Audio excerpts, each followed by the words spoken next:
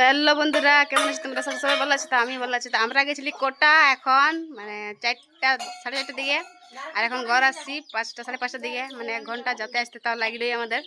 হাঁটে হাঁটে গেছিলি ওই জন্যে। তো আমরা আজ কোনো কাজ করে যাইনি, তো আমাদের ঘরের অবস্থা চলো তোমাদের দেখাই দিচ্ছি।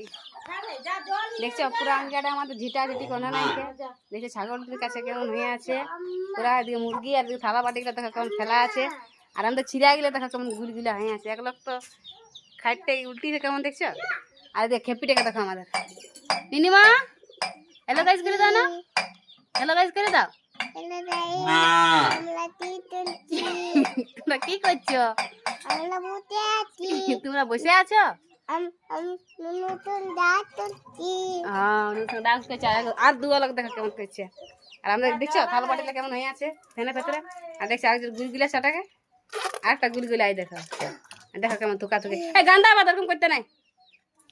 তো দেখছো আমাদের ঘরের অবস্থা, আমরা ছিলাগুলোর অবস্থা কেমন হয়ে আছে। আর আমরা তো আলি গ্রামে ঘরে একদম সিনাই খুদরা হয়ে।